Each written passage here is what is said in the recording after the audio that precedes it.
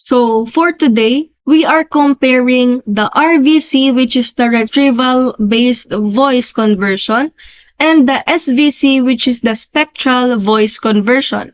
So first, in RVC, it uses retrieval-based methods to improve voice conversion quality. And the pros of it is a high quality output. Also, it is efficient training and robust performance.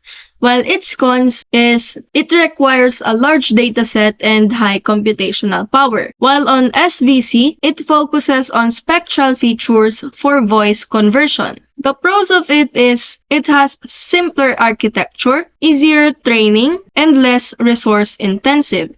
While its cons is it has lower output quality compared to RVC.